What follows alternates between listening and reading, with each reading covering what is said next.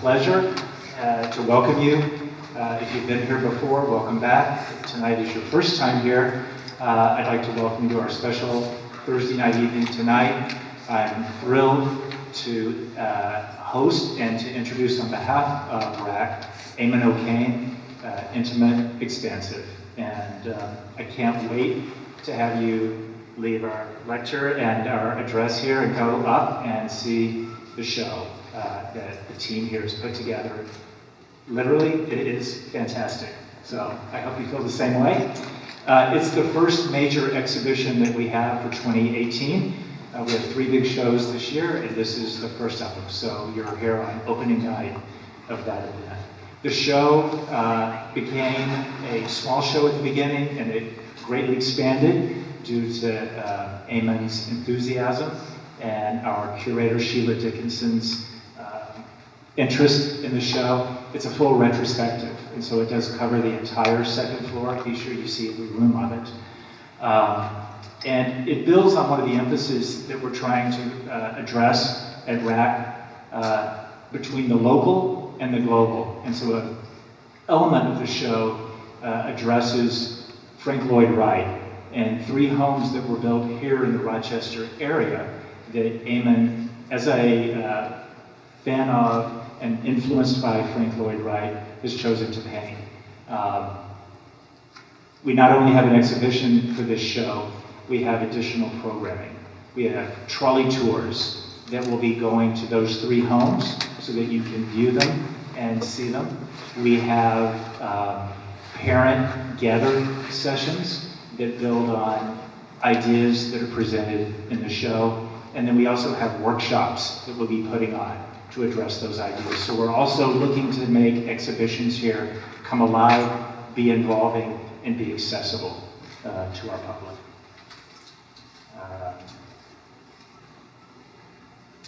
What I'd like to do now is just, I guess the last thing I'd like to say is, at least right now, we greatly appreciate our members. Our members help make the Art Center live, and it's one of our goals to increase our value to members by way of building in benefits to them, but then also putting on programming and having exhibitions that attract new members. So if you're not a member, we'd certainly love to have you join us. You can meet one of the individuals at the front desk, or you can certainly come up to me. If you're a follower on social media, we're all over Facebook, we're on Instagram. You can catch us at rochesterartcenter.org, and I believe occasionally on TV, as Channel 6 is here tonight. So without further ado, I'd like to introduce the curator here at RAC that put together this amazing show, Sheila Dickinson.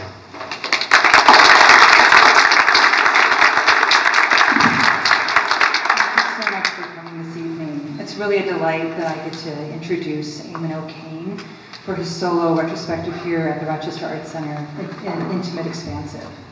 And so, interestingly enough, Eamon and I kind of go back about 15 years. I was a lecturer at the National College of Art and Design in Dublin. I taught his 2 younger brothers.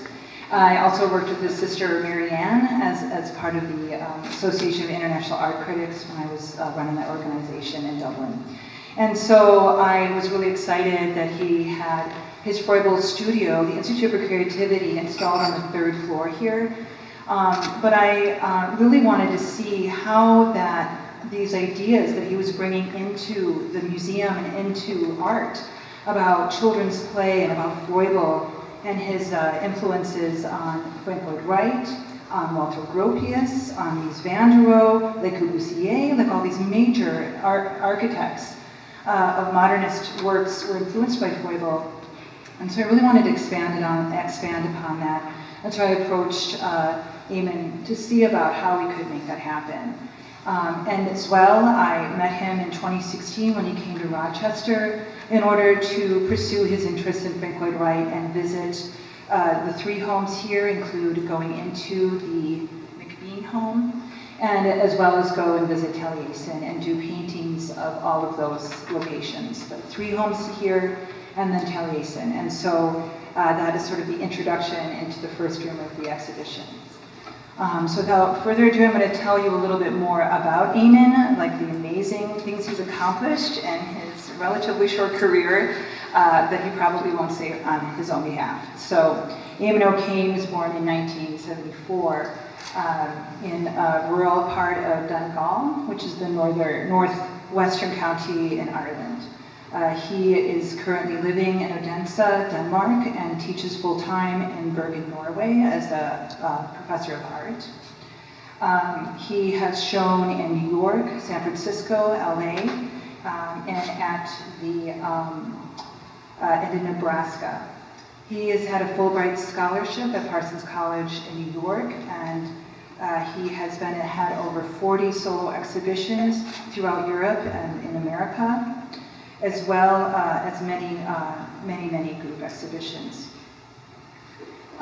So his artwork is in numerous public and private collections worldwide, including Deutsche Bank, Microsoft, Bank of Ireland collection, Country Bank New York, Unibank Denmark, and so he's widely collected and it's represented here in America, in San Francisco, New York, London, and Berlin.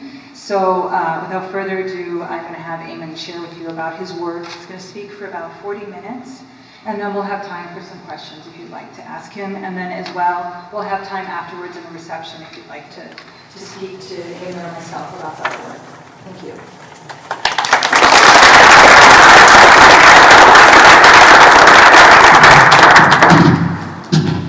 Hello everyone. Thank you, Brian, for a wonderful introduction, and thank you, Sheila, for another wonderful introduction. I'd like to also thank Brian and Sheila for inviting me here to do the exhibition. I'd also like to thank the whole team at Rochester Art Center. They've been incredibly professional, amazingly welcoming. I've been given a tour of Minneapolis by Sheila. I met a group of artists up there. I met an old friend, mutual friend up there. We had a wonderful dinner last night, and there's a fantastic crew here. I'd like to thank Evan for being fantastic on the install team, Emily for all the work that she's been doing in setting up this talk, Abby for an amazing job, Callie, I just hope I remember everyone, Mary Beth, Katya for absolutely incredible work, and Kimberly. Did I get everyone? Hope so. Chris, can't forget Chris. Chris has been absolutely indispensable, and he's produced an interview which I'm sure he's videoing right now, but I'm sure he's going to be editing later on, which you can see. I have put together a talk today. One of my tendencies is to show too much and talk too much, so I'm going to do that again. And I'll try and pack it all into 40 minutes. There's hundreds of slides, but some I'll whisk through and others I'll go in a bit in depth.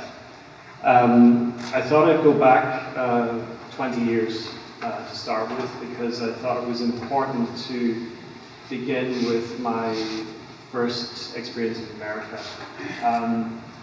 As Sheila said, I was a Fulbright scholar, so was my wife. We kind of made a deal. My wife Anya is Danish, and we made a deal that we would both apply for universities in New York and apply for Fulbrights, and if one of us got in, the other would try for a green card and work in a bar or restaurant or something. But we both got Fulbrights, and we both got in, and we both lived in Greenwich Village for a year. My wife went to NYU and studied performance studies theory and dance history. And I went to Parsons to study a second master's in design technology.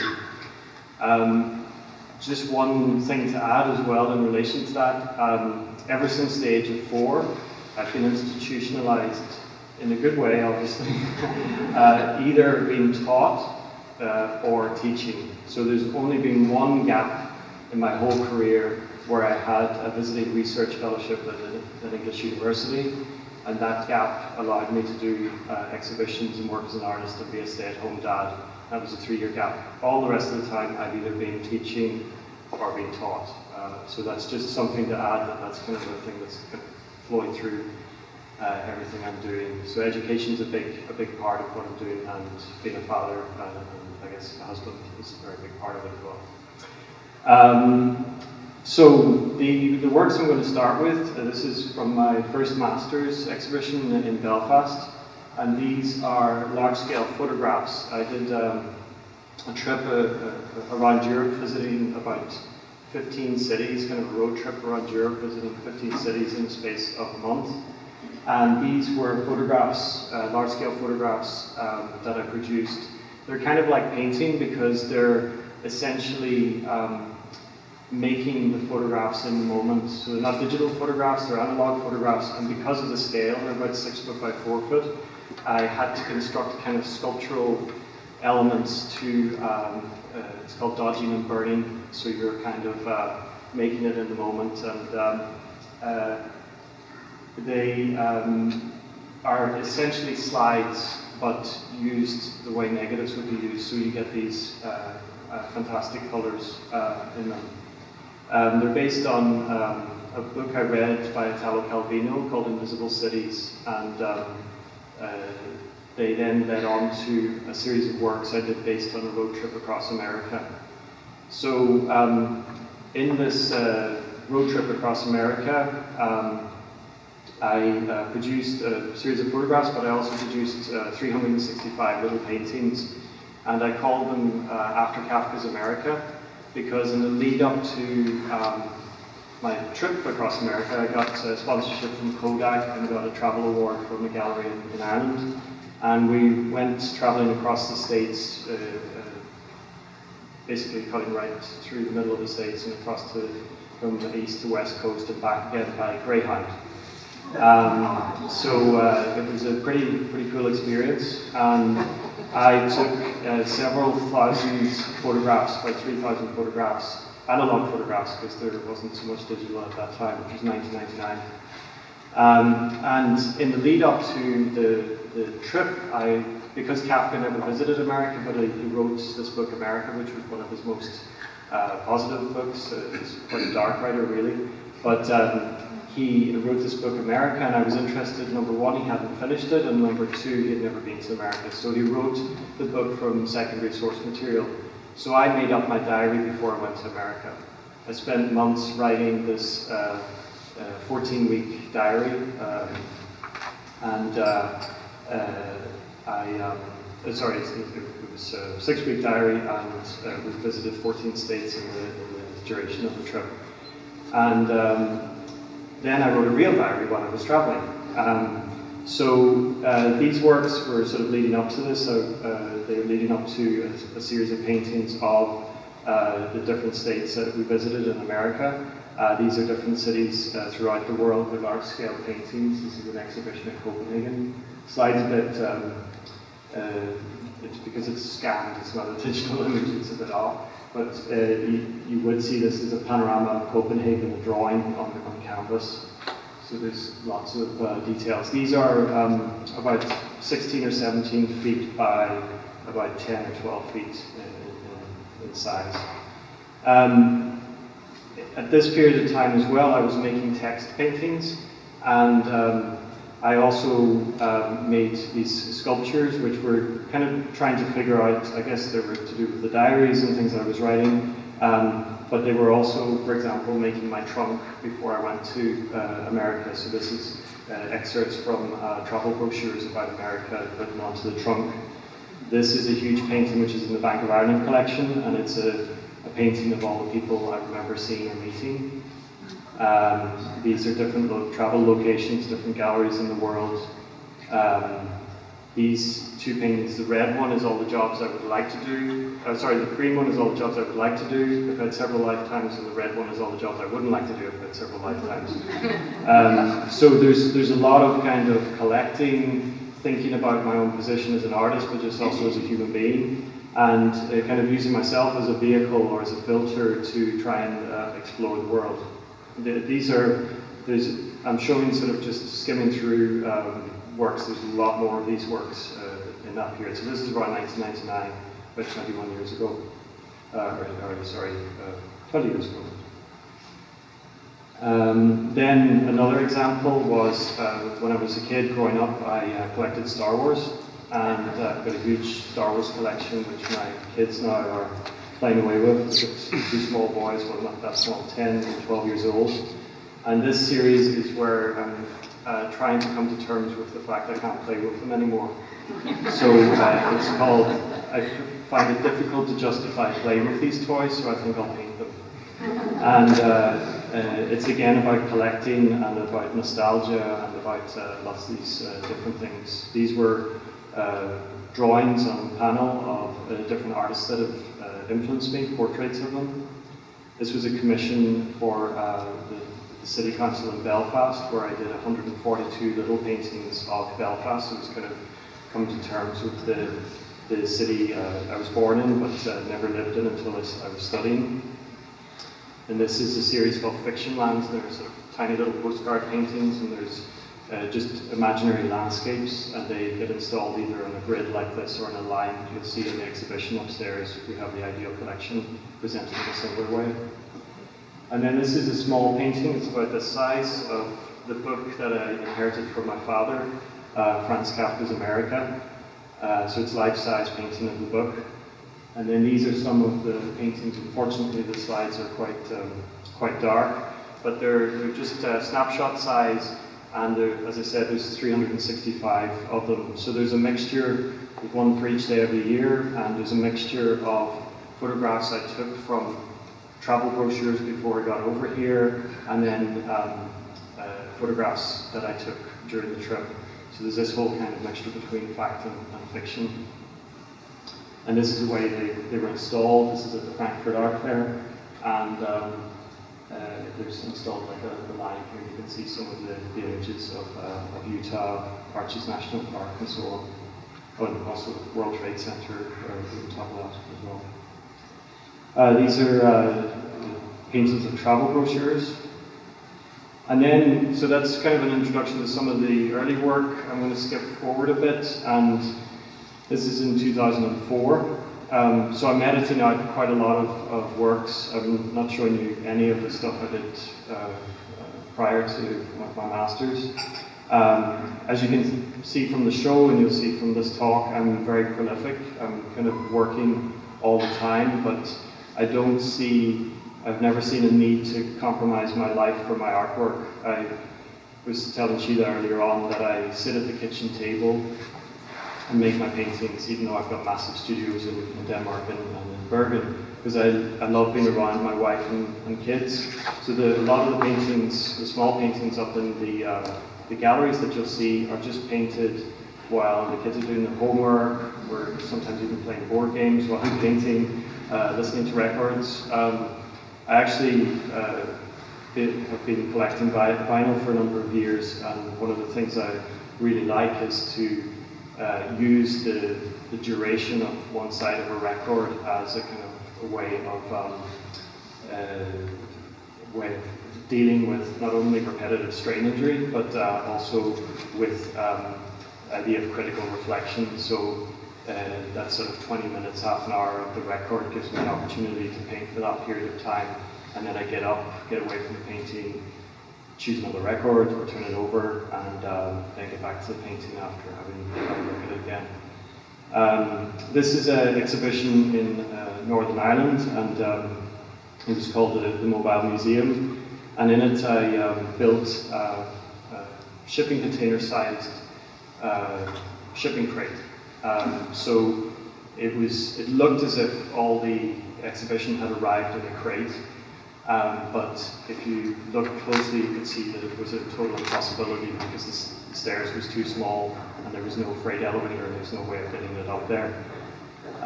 So I constructed this kind of fictional studio within the gallery space. And the paintings around the crate were paintings of museums throughout the world, taken out of their context and placed in natural landscape. So the Guggenheim was taken out of New York, or maybe New York had become a jungle, so it was completely encompassed in a forest or jungle atmosphere. These are some of the installation shots of the interior of the studio.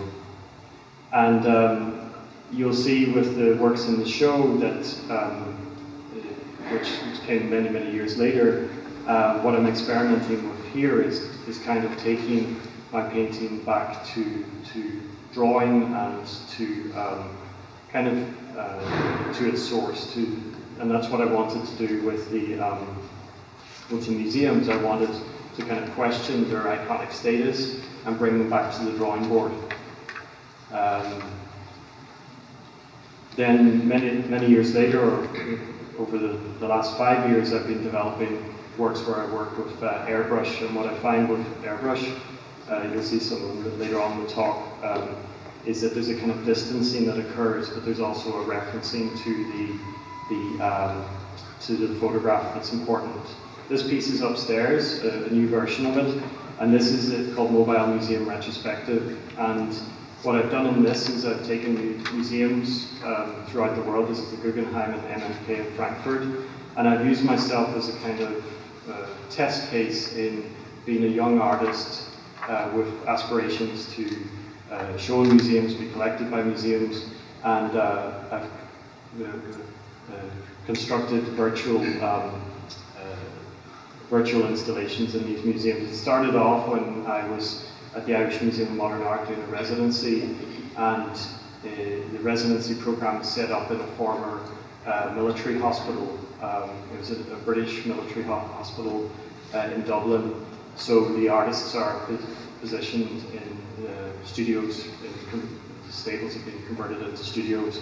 And I find it really interesting, not only with the kind of colonial situation, being Irish and being sort of situated in these stables beside a military hospital, but also with the idea of being a young Irish artist beside a major institution, major national institution. So I went in and I took panoramas, and then I deleted the artists that were on exhibition and stuck my artwork in and exhibited in the gallery. And that, I thought that, you'll see with the piece, but I thought that would, people would immediately see that it was a virtual, it wasn't real, but a lot of people thought that the exhibition had happened and it was just some sort of documentation of the exhibition. Around this period as well, I was working with a series called The Studio in the Woods, and this is a canvas of about 8 foot by 4 foot. And it grew out of a series of works that I'm not going to show tonight because there's not enough time. But I was questioning the whole kind of role of the artist. I was also questioning this phenomenon of the kind of artist celebrity, but also this idea of the artist as a genius, a bit like the way Brancusi's studio is treated in Paris, or the Francis Bacon studio is treated in Dublin. And I wanted to kind of question this kind of notion of genius, because in the old Greek way of thinking of genius, it's not about the person being an incredible person. It's about the genius being like this little devil's advocate on your shoulder that's kind of telling you you're a filter, you're kind of a messenger in a way, rather than being some sort of remarkable person. Although Frank Lloyd Wright would really have disagreed with me there. He definitely thought of himself as a genius. So I wanted to use my position as an artist to question not only my situation as an artist, but also to question my own position in society and my relation to especially architecture. I should probably say I nearly became an architect. When I was finishing high school, I applied to 2 universities in Dublin, and I got past the aptitude tests and got all the points and everything to get into architecture, and I got onto the courses. And I also got into the art academy, so I thought, because my parents were both artists and they were sort of saying, don't be an artist, I thought I would take a kind of a gap year where I would, you can do foundation year and then you try out everything from ceramics to fashion to painting and everything. And I just loved it so much that I turned down the 2 university positions in architecture. So I've got a love-hate relationship with architecture. I'm very critical of it, but also I'm a bit of an architecture nerd. This series grew out of that nerdishness, but also out of this kind of questioning of the artist's position in society and architecture's role in society. So I started going shopping basically. Very often, if I can't have something, I'll paint it.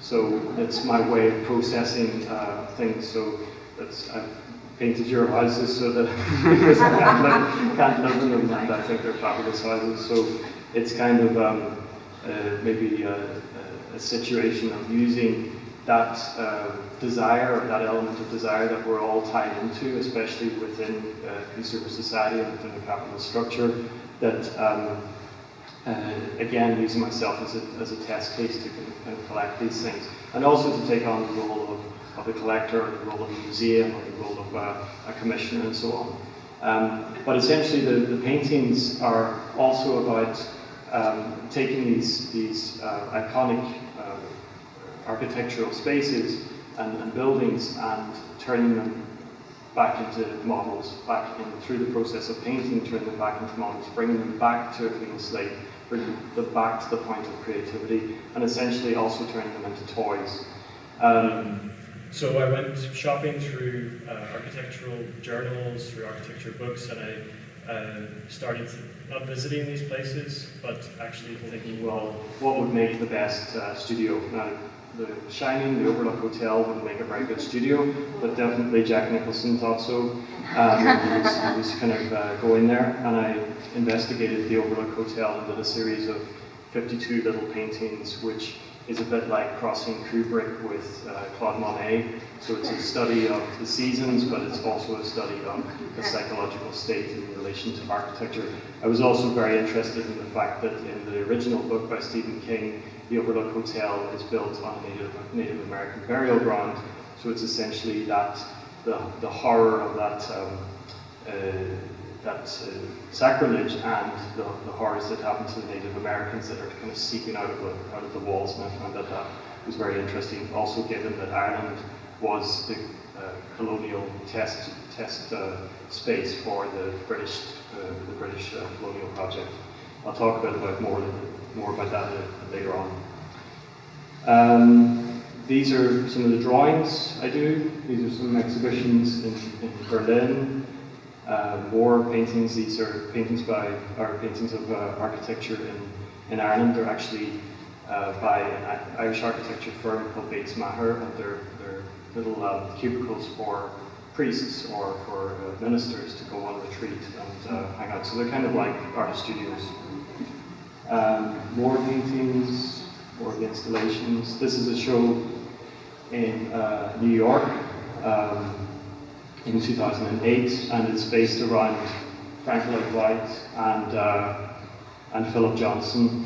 And in this painting on the left-hand side here, which you can see a bit better here, what I've taken is falling water. I guess it's about 9 foot by 15 foot or something, just to give you an idea. And it's oil and canvas. Unfortunately, we don't have any of my really big paintings here. We've got my really big drawings here, and my small paintings and some of the medium-scale paintings. And I've just had a retrospective in Ireland of the large-scale paintings. But this one is called Falling Water Seasons Remix. So I've created an impossibility of placing falling water where all seasons are coexisting at the same time. So spring, summer, winter. And the autumn colors at the back looks as if the building is on fire. The painting in the background there is actually a mixture of Frank Lloyd Wright's two things related to Frank Lloyd Wright. One house that was built after his death. It's called Frank Lloyd Wright's Dream, and this is it here. And it's a bedroom in the house. It was kind of controversial because it didn't get approval from the Frank Lloyd Wright Foundation.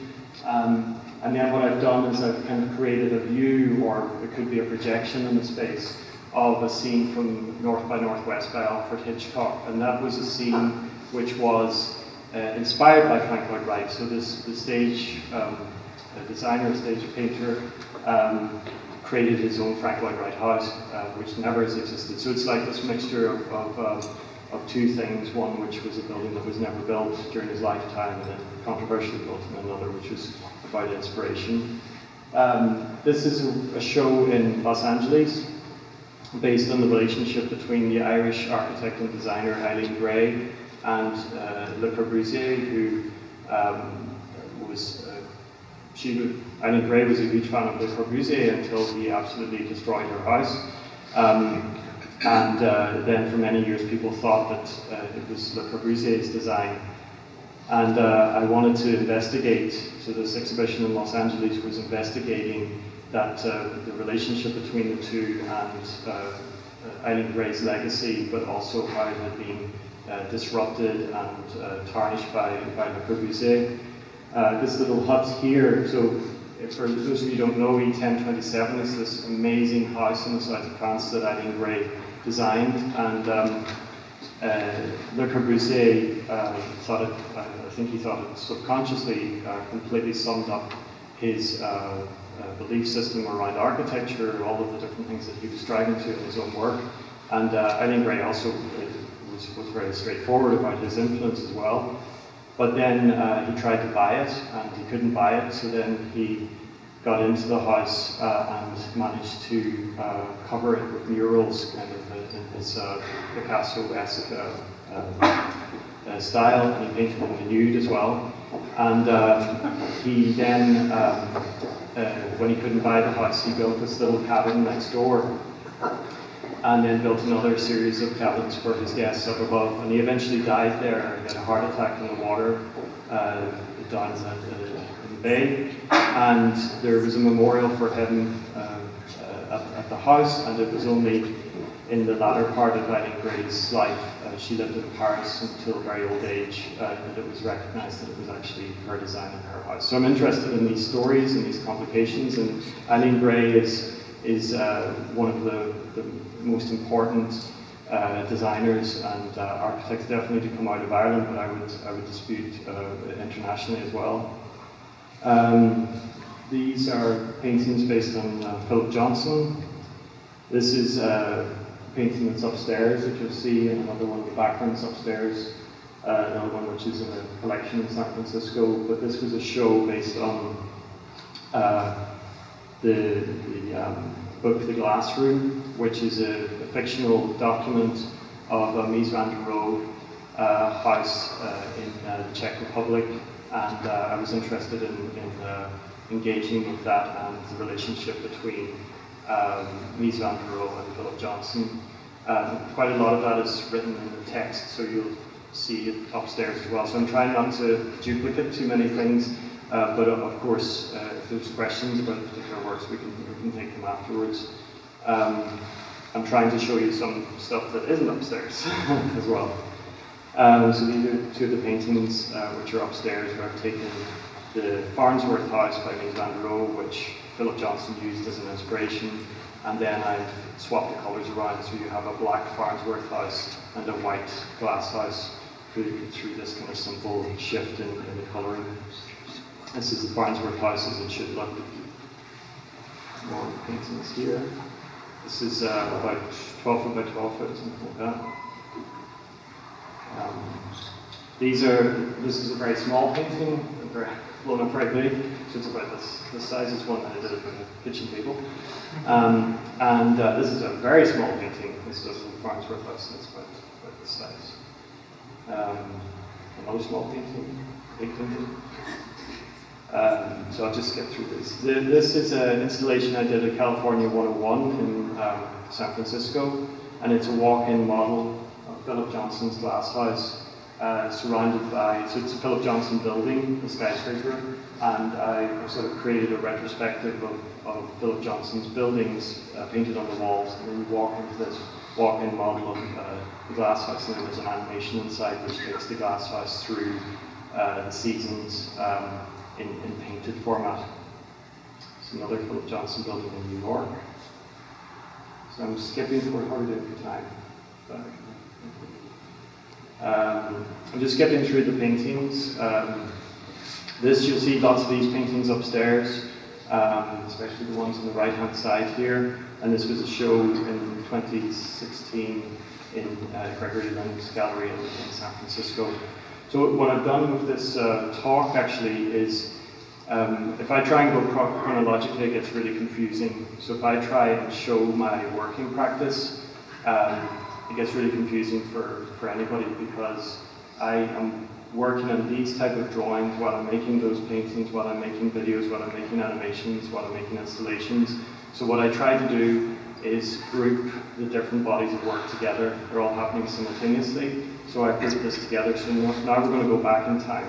Well, this is going back in time a little bit first. This is at the Sheldon Museum, where I had a solo show a few years back, and I created a site-specific exhibition related to Philip Johnston's Sheldon building, Sheldon Museum building, and I also created a piece that was based on the sculpture garden there as well.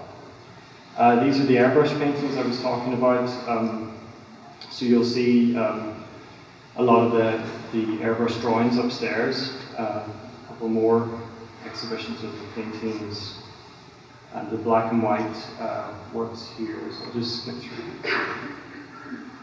Okay, some more of the airbrush. Yeah, so the airbrush paintings are on canvas. This is, I guess, about 40 inches square, and this is based on the Tugendhat Villa.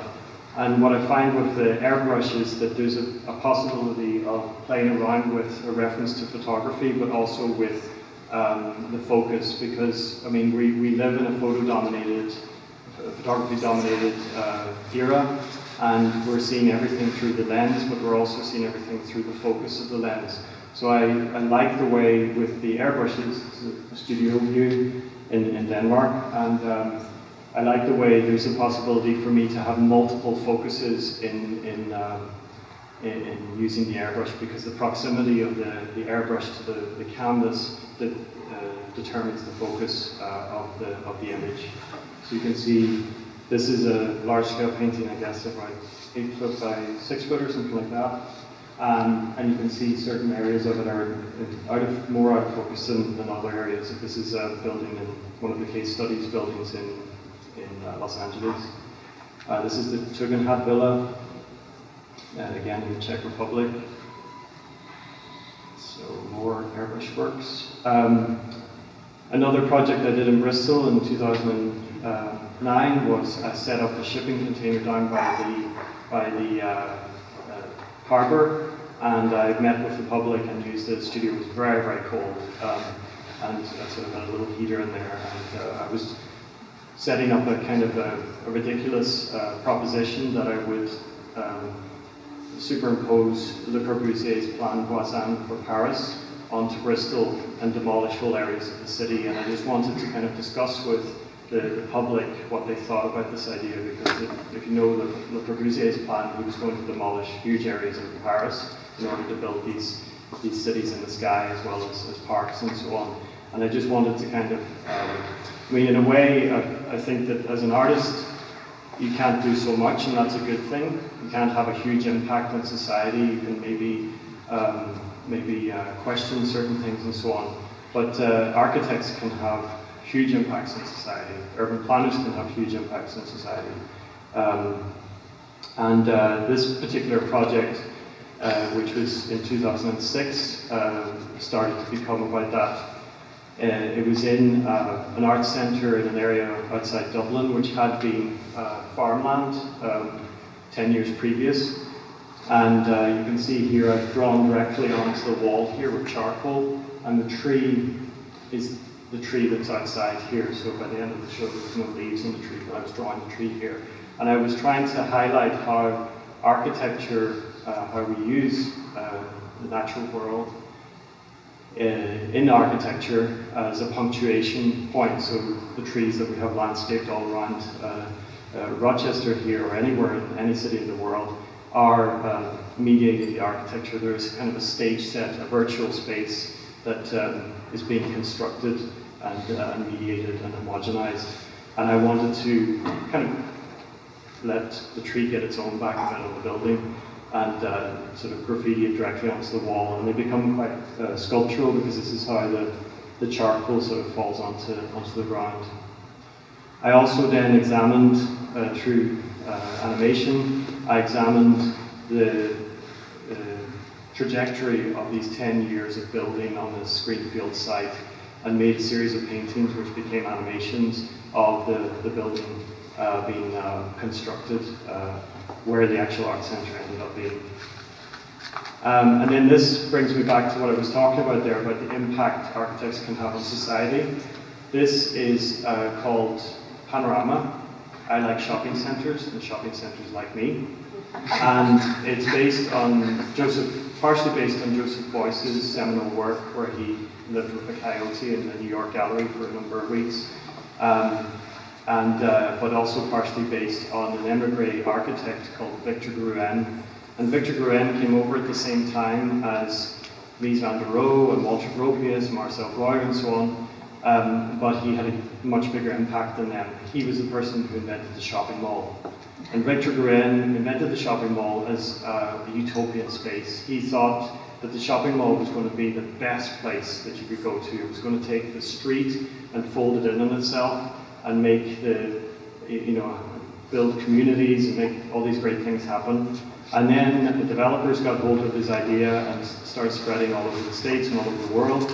And he kind of had a nervous breakdown and headed back to Europe and started designing for private clients. So I wanted to make a comment on this kind of idea of dystopia and utopia, and also the impact that an idea can have. There's a great quote by W.B. Yeats, which just goes, "In dreams begins responsibility." And I'm not saying that everybody has to kind of think through all their dreams. Poor Einstein didn't know that with the theory of relativity that it was necessarily going to, many years later, contribute to the H-bomb. But there are certain aspects of technology of the world around us that need to be questioned, and definitely urban planning and architecture is one of them. So this is a huge painting which you view from the outside, you can't get into it.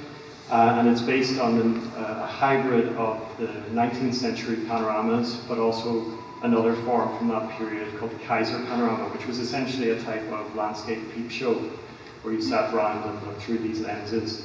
So what I've constructed here are lenses through to the painting, where you see this huge painting, and then lenses where you look into buckets which contain models. So there's this kind of, the big painting looks small models look big, and there's this kind of Alice in Wonderland effect that occurs. And it travelled from Dublin to London, where it was exhibited at the Economist Plaza near Piccadilly Circus, and then it ended up here at the Irish Cultural Centre in the centre of Paris. And I've changed it for each of those cities. This is related to the works that you'll see upstairs, so I'm going to kind of flash through some of these, but this is a piece called the Eames Studio Limerick, and it's where the whole Freugal studio started. And Charles Eames, of the couple Charles and Ray Eames, he was the original kindergartner. So he went through the original Freugal kindergarten, just like Frank Lloyd Wright, Le Corbusier, Mondrian, Johannes Itten, Walter Gropius, and many others, Kandinsky and so on. Buckminster Fuller as well. And he was actually thrown out of architecture school because he championed Frank Lloyd Wright, and his professors didn't like that.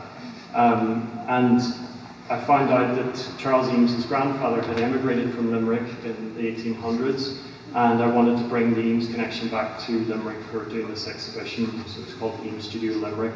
And part of the exhibition was a space where I tested out, I built a walk-in model, scale model, of the Eames house and studio in one of the case studies houses in LA, and I constructed an interactive space for children, well, for the public, but it was privileged to children. So you can see the doorway here, and as you just come in, is child height. So if you're an adult, you actually have to walk around the whole structure or get down on your knees and crawl in through there. So it was a testing space for the Freugal studio and what it became. This is Frank Lloyd Wright's Unity Chapel, built out of Freugal blocks. And there's several animations upstairs where I take Kandinsky paintings and build them, and Mondrian paintings and build them out of Freugal toys to show that his legacy has basically made a huge mark on modernism, both in terms of art, architecture, and design. This is another work called the Cardboard Furniture Workshop, which was dealing a lot with Alvar Aalto's ideas around furniture and society. This is Freugal Studio the first time I showed it, which was as part of a big group exhibition with people like Mike Kelly and Liam Gillick and Alan Capro and so on. And it was in France, and it was dealing with the idea of the playground as a kind of socially controlling space, space that is used to control children as a positive space in a way. This is the kids in France. It's amazing to see how different kids work with the Freugal Studio in France. They're really, really careful. Kept the different toys and objects on the different tables. In LA, I think it was because it was artist kids, they just went totally nuts. There's a wonderful thing about the Freugal Studio for me is that when I'm building it, as you can see here, this is the installation before it gets attacked, and I spend weeks and months painting and reconstructing and preparing these installations, and then at the opening it all gets completely trashed in a really nice way. This is in Los Angeles, and then this is the kids. It was amazing where they took themes, cards, and Freugal toys, and things that I had made, and Frank Lloyd Wright stuff, and just mashed it all up together. So I use them as kind of research spaces for how they develop in the future. So there's many different iterations of them. These are some of the Freugal toys themselves. They start using the cubes, which I thought would be seating. They use them as boxes and move them around and huge constructions. It's fantastic.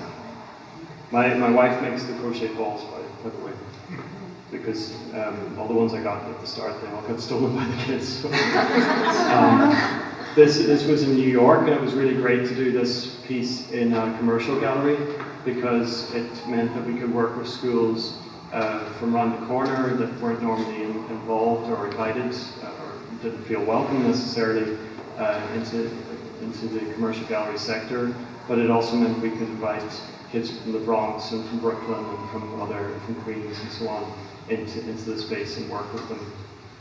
And I did a few talks, well, actually not really talks, they're sort of more like workshops where I'm not really doing any work, but just talking to the kids and playing with them. So this is just some images of the setups before the kids come along. And one of the things that sort of cropped up as well is that, you know, I wanted the whole installation to be interactive, and I was a bit unsure about the idea of putting images on the walls because, of course, you can't touch them, although maybe the kids do touch the posters and so on.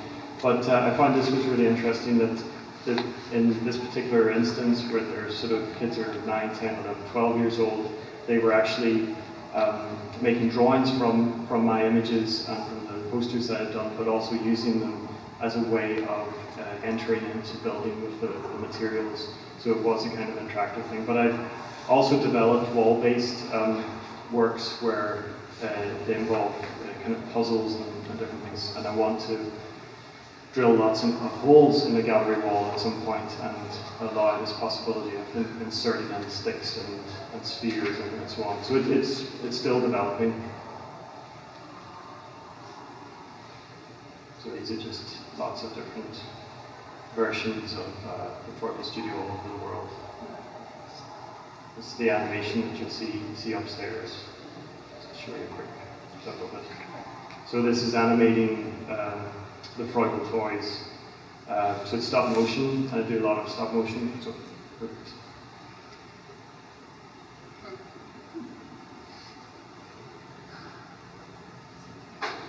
This is here in Rochester, 2016 in the summer.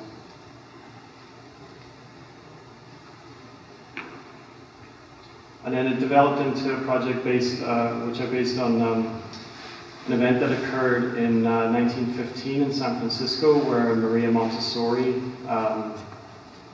did a thing called the Glass Classroom at an exposition in San Francisco. And she had 30 children for, I think, 60 days. They came into this, there were windows on this side and 3 sides of the structure. And the children had their teachers there and just had Montessori education within the space. And what I've been doing is constructing this as in the Science Museum in Bergen. So we've been working with children in Norway and Bangladesh, and we've been discussing the complexity of climate change, especially in relation to rainfall in Bangladesh and in Norway. So it's a little bit complicated to explain, but these tables here are, I've worked with a climate scientist, that's in there, Matthew, in the corner. He's from England, but he lives in Norway. And he's working with rainfall, so he's measuring rainfall in Norway. And when you're measuring rainfall, you have to work with these 10-kilometer and 4-kilometer grids. So it's quite complex on one level, but I've developed this way of using the grids and these small squares representing different levels of precipitation, of rainfall, and we're able to discuss quite complex ideas with the children. We also did a project with the kids where the kids in Norway made a whole series of paintings and drawings based on what was good weather for them. And then we made a trip to Bangladesh and gave the Norwegian kids these paintings as a gift.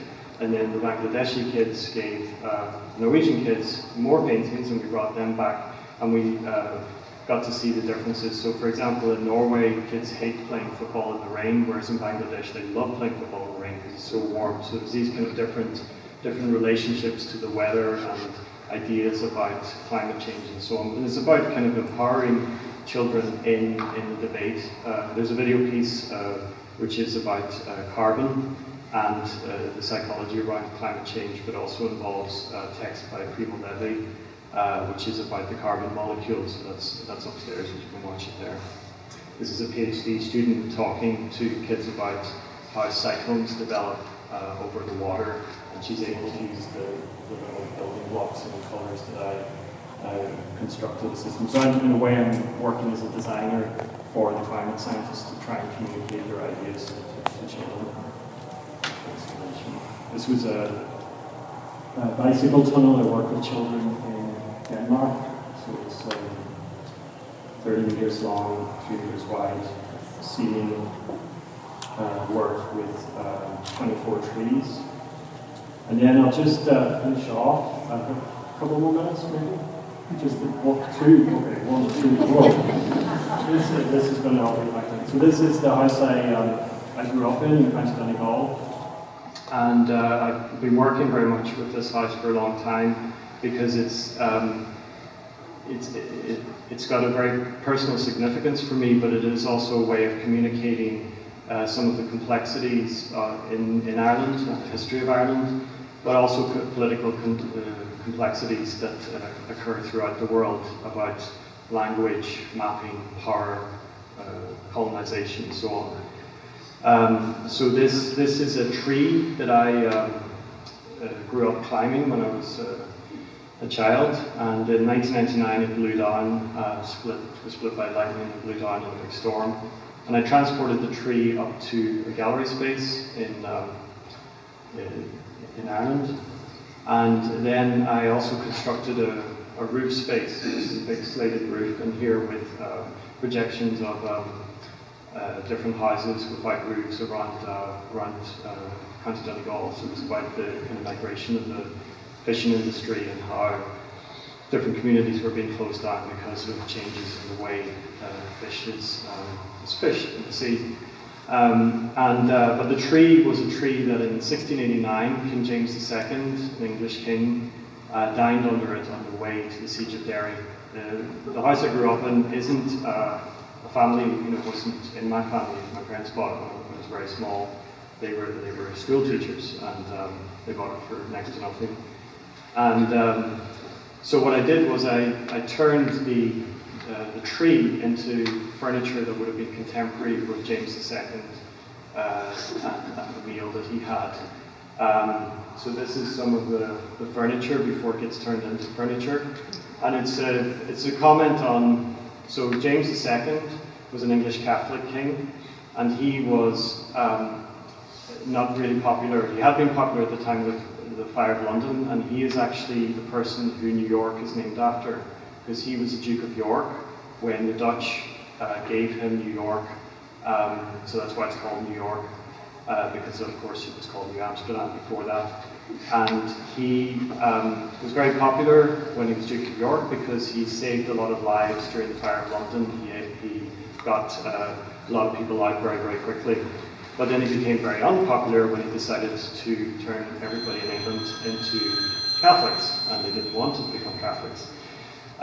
So William of Orange, who was his brother-in-law, came to fight against him, and he chose Ireland as the battleground because the Irish were sympathetic to his cause. So this is the starting point for the Troubles in Ireland, and I was very interested in this kind of paradox, or all these different paradoxes. So the orange colour that maybe some of you have heard about for the orange marches and everything isn't anything to do with England.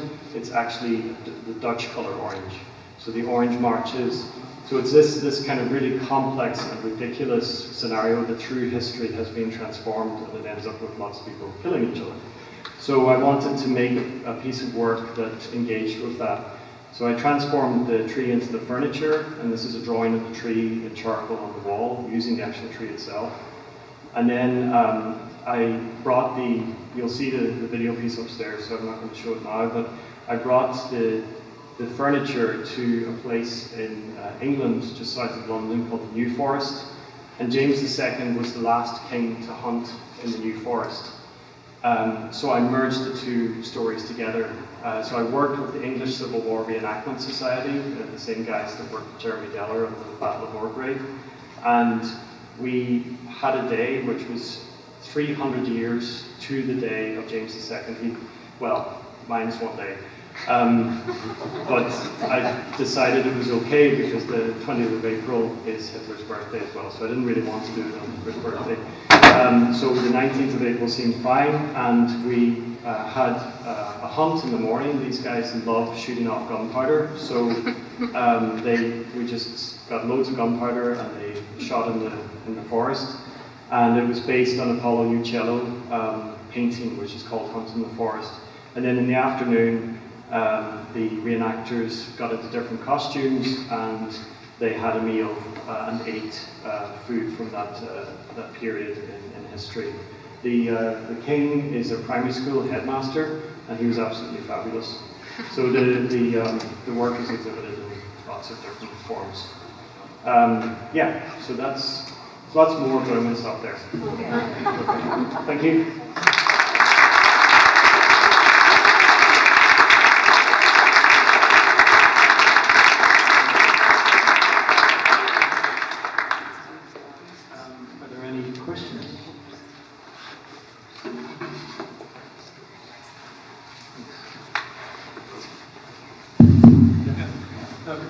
A great talk, really interesting. And I guess I'm particularly interested in why the architects that you picked, and why as a sort of modernist, idealist, honest architecture. What is it about that selection of architects that you've used as a basis for your art? Yeah, it's a really good question, because my bachelor's thesis, as Sheila said, I studied at the National College of Art and Design, and I did a bachelor's of joint honours in art history and painting. So I was focusing very much in a study on Irish art history right back to pre-Christian, to the kind of Celtic period. And I chose for my bachelor's thesis, I chose to write about the architectural history of my parents' house, the house I grew up in. So I had to go to all the Office of Public Records in Belfast and in Dublin, and look through old deeds and testaments. It was going to be a sociological study to start off with, but then I suddenly realised I had to focus, and I was reading about brick thicknesses and taxes and windows and all sorts. So I was very much into vernacular architecture of the period, and actually was working as a builder on restoring. So when I was a child, a lot of the outbuildings, which some of them were semi-fortified because the house was owned by a man called Sir Richard Hansard, who was a British soldier that had been given the property there in lieu of all battles he'd won because the crown couldn't pay him, I guess. So he was in charge of the garrison in Lifford, and it was contemporary with the colonial period here, and it was used as a kind of testing ground and so on.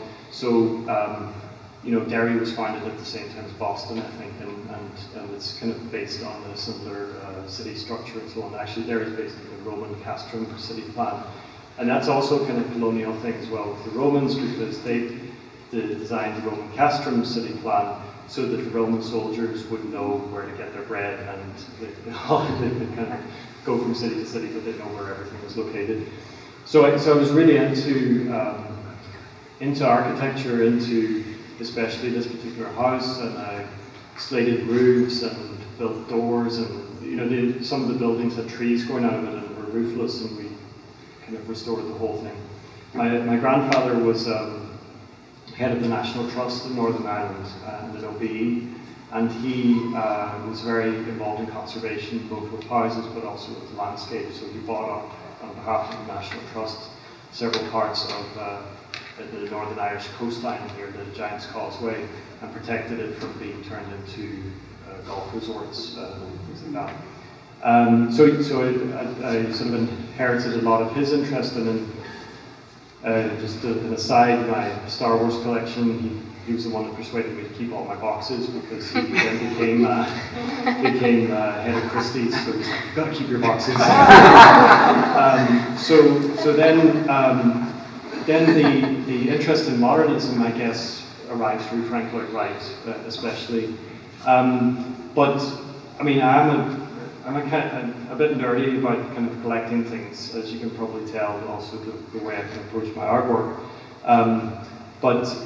So I have, like I said, I have this love-hate relationship with modernism, but I've chosen it as a vehicle because I think it's more interesting than, say, the postmodern period that we're in now, or the post-postmodern period of architecture that we're in now, or post-history or whatever, because modernism comes at a moment, I think, not just in architecture, but I'm particularly interested in architecture because it can have a huge effect on society. There comes at a moment where people are generally trying to do good. They're trying to design humanistic buildings that are respectful of the natural setting and that are harmonious and so on. But by and large, it's a noble failure, and I'm interested in that failure. A lot of these, Frank Lloyd Wright, when he built Falling Water, the concrete wasn't ready for him because he should have waited 50 years to have the right type of concrete to build a house on a waterfall. So it's now being restored. It's now a restoration problem. When there's a story about him where he gets a call very soon after somebody's moved into one of his houses, and the person is saying, there's water coming in the piano, and it says move the piano. That was kind of, he was really working out these ideas and working them out in the moment and so on, and made lots and lots of mistakes. So I'm sort of interested in that period of modernism. Also, it's a period which is far enough back in the past that one can kind of look back on and realize things in hindsight and maybe critique things in some ways. So I'm trying to kind of come to terms with the present and the future by looking into the recent past, I guess. You said architects have more of an influence than artists, but it seems like buildings are not only subject to nature, but the latest human who wants to destroy a building. Will you ever want to take your history, because you're so young, and convert to an architect? That's a really good question. No, I've been thinking a lot about that, and I've been fighting with architects quite recently, actually. I don't know if you know of the Norwegian firm Snøhetta, and they designed the World Trade Center Memorial and the new extension to SF MoMA. and they just designed our art academy, our new building. And it's a fabulous building on some levels, but they've really focused on form over function. So I've been battling with them about why have they coated our project hall with white oil, this massive space where they've got plywood everywhere and they've coated it with white oil. It's super expensive, but also our students, we can't paint over the walls. The wood is really hardwood and you can't drill into the walls. And it's just an aesthetic space. I was moderating a panel recently in Bergen, and I said to the architect who was there, you know, why didn't you design the project hall like SF MoMA, like the galleries there? And she said, oh, it's about this and that, and it's about cleansing your brain and all this sort of stuff. And I just said, well, you know, it's kind of interesting for us because you've designed a type of corporate foyer, you know, like a bank foyer, and maybe our students can use that as a way to kind of explore the idea of commissioning and so on. So in answer to your question, I'm still undecided whether I want to be an architect. I am designing because of the things that the architects have done and the lack of studio space for students. I'm designing studios for the students up in the mountains. So the shipping container project I did, working with other colleagues and also with a commissioning agency, an art commissioning agency in Bergen, and we're going to set up these, probably about 10 little studios where the students can book out and use them as project spaces. So that'll be my first building.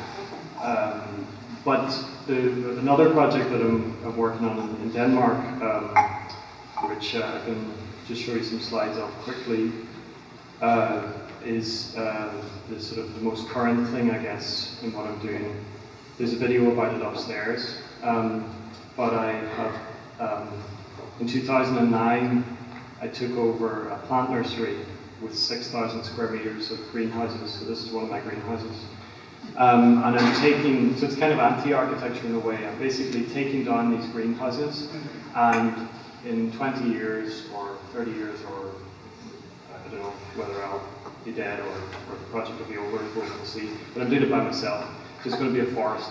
So this is the greenhouse as it was, and when we moved in, all these dead plants and so on. And now I've taken all these tables out, not taking all the glass out, because actually we're keeping bees, and the bees go into the weeds that I'm growing in here, and they're protected from the monoculture farming, pesticides, and all the stuff that drifts across it's kind of like a mini ecosystem.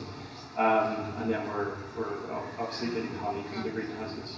And then I make these installations based on the project. So these are photographs I've been working on it for the last 10 years, and taking hundreds of thousands of photographs of the disintegration of the spaces. It's kind of dealing with entropy in a way, but it's an anti-land art piece as well as an anti-architecture piece, because I'm not necessarily making everything, I'm removing things, but also letting nature take its course as well. So I guess it is a type of architectural practice, but maybe not conventional. Did you have one? Okay. I grew up in Cloquet, Minnesota, and we have a Frank Lloyd Wright gas station up there. And I was just wondering, when, for the ones that are going to be seen here, did you get a chance to see any of the other also Frank Lloyd Wright houses in the region? And over the course of your life, which ones had been your most favorite and why? Thank you. Yeah, thank you. When I started off in the project, I made quite a point of not visiting any of the houses, because it was about fantasy. It was about kind of like trying to imagine a space that would be a perfect space in a way. And I was thinking about fairy tales, so I was thinking of like Brothers Grimm, stories like Hansel and Gretel, you know, so you look at a house on the outside, it looks really good to eat, but then you go inside and it eats you up. So that's quite interesting in The Shining. And I'm quite tall, and Frank Lloyd Wright generally built his houses for a certain size, which was his size. So I don't think Falling Water would be a kind of perfect place for me to live, but I haven't been to Falling Water yet. I've been to Frank Lloyd Wright houses in Chicago. There's actually a Frank Lloyd Wright building in San Francisco, which I visited recently, which was taken over by Gwyneth Paltrow's company and used as a kind of salon for a little while, and now it's in between letting. So I was kind of looking at that. I'd love to go to the gas station in the show. There's actually the Elliott Noyes mobile gas station, so I would really like to paint that one. And I know that there's other Frank Lloyd Wright houses in this area that I'd like to visit. But I managed to visit the only warehouse that Frank Lloyd Wright designed, and that's incredible. It's in his hometown near Spring Green, and it's like something out of Blade Runner. It's just absolutely incredible, and it has a museum inside it of this old exhibition of photographs that was touring. So, like I said, I'm a bit nerdy about it all, but also kind of critical. You know, he didn't seem to be that pleasant a person. He never paid his debts, and he wasn't very nice to his staff and so on, because he thought that everything was for their good because he was a genius. So. And then you have a slide with the image from the museum. Yeah. You keep flashing past it, but I haven't read it yet. Yeah, so it's a very simple quote, and I guess I put it in there because there's a Smithson quote in there as well, but it's just about the fact that, you know, even though that project I did about my parents' house, about the house I grew up in, about the tree I climbed as a child, is a very personal work. It's an incredibly political work, but I think an abstract painting is a political gesture. So there's not, you know, I just really think it's an interesting quote to think about, that these type of gestures, and maybe there is a certain power to the artist, but it's not necessarily, you know, the type of power that sort of, you know, transforms whole cities or whole kind of, you know, invents the shopping mall or something else. It's a criticality. There's a wonderful essay by Marshall McLuhan called, it's a very short essay, it's from I think 1953 or something like that, and it's called The Relation of the Environment to the Anti-Environment. And when he's writing in this essay, he's talking about television, and he says that, you know, he talks about the environment as being the emerging environment. So television at that time was the emerging environment, and it reminds me of the stories my dad told me about TVs arriving in Belfast. You know, how wonderful it was. Like, he used to always go to the cinema, and then suddenly there was a TV in somebody's house on the street, and then everybody would congregate around this little black box and watch the TV, and it was like a real kind of social thing. And very few people had TVs, and they were like, oh, this is sort of like cinema, but more social, and we're hanging out together, and it's great, and so on. But then Marshall McLuhan sort of talks about the way that then transforms, and it becomes an alienating device. Everybody has a TV in every house, and then everybody has a TV in every room, and then the families are kept apart by them, and so on and so forth. And what he says is the anti-environment is stuff that isn't instrumentalized. So George Orwell's 1984 would be an example of that, or A Brave New World, and we're seeing that all being kind of caught up in the mix right now with fake news and all the stuff that's happening in contemporary society. But we need the anti-environment in order to question. You know, technology is not neutral. I'm not saying technology is bad or good or whatever, but it's not neutral. You put one bit of technology in a room in relation to another bit of technology in a room, and it suddenly starts to have consequences. So I think all art is political, and I agree with him. I have one real quick one. Since you've been here in 2016, and now you're back at the beginning of 2018, and you're incredibly not only prolific but well-traveled. You're teaching in Bergen, you're going to Bangladesh, 2 visits to Rochester, southern Minnesota, Wisconsin. What are your thoughts about our area? What is struck you about the local? I love it. I think it's a great part of the world, and what's been wonderful about being able to come back here was I went on one of the trial trolley tours of the area, so I got to see your houses again, but in the snow. So there might be some snow paintings coming up, and you know, to kind of experience Rochester in the different seasons and to kind of see how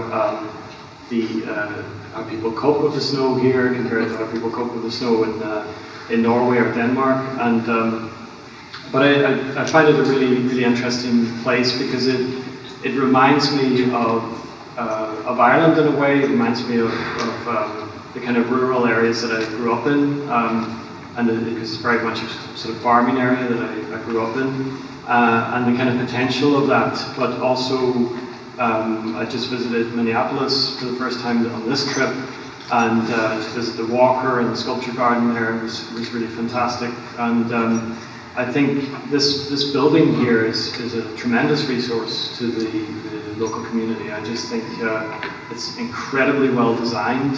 It's super functional in relation to how things are thought out in terms of where the process room is, where the elevator is. If you haven't seen the show already, I've raided the wood shop downstairs, and it's amazing to have such a resource like that, the wood shop, for artists to actually make works in the process of making an exhibition.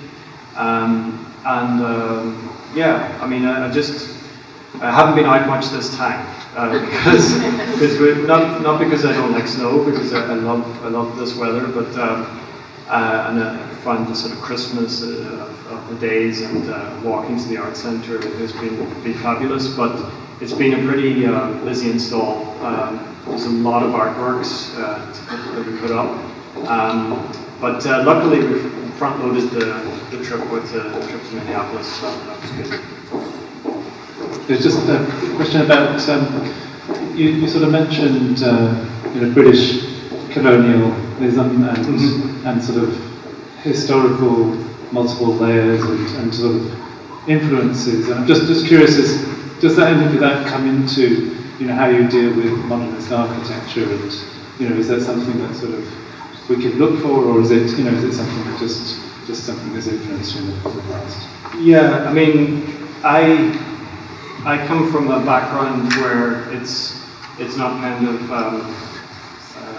but sort of polar opposites, because I was brought up Catholic, but my mother was brought up Protestant and she's English.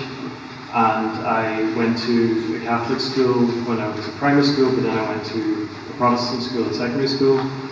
As I said, my grandfather was head of the National Trust. He was an OBE, he was a trained opera singer, so very kind of middle to upper class Anglo-Irish.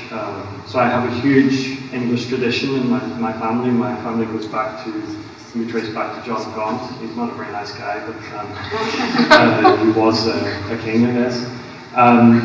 But on the other side, my father grew up on the Falls Road in Belfast, and he went to the same school as the year ahead of Jerry Adams, and he was right in the middle of the Troubles. You can't sort of say one set of cousins are bad and the other set of cousins are good, and it's the thing you deal with. And to be honest, I mean, I lived on the border, so when we were getting the papers every Sunday, we'd have to go through the checkpoints and all the machine guns and tanks and everything. And I thought it was super exciting because I was into Star Wars, so you had all this stuff around you. And of course, you were told not to play with your toy guns by the window when I was visiting my grandmother in Belfast, But you just deal with it, and I guess it was a war zone, I am kind of conflicted with different things. I consider myself Irish, but I have a tremendous relation to my Anglo-Irish past. And then with the question of the architecture, I guess it's kind of bound up in all of that. I mean, the house I grew up in is Georgian in style, and that's a colonial house, So it's a kind of a complicated one, but I think I hadn't really thought about it in relation to modernism. I mean, Alison Peter Smithson are some architects, English architects, who I found very interesting in the project about them, and the panorama was shown at the Acatos Plaza. So I was very interested in their ideas around social housing and how that failed with Robin Hood Gardens and other projects. So I'm not sure if I'm answering your question, but that's kind of a few thoughts. So thank you very, very much for your presentation.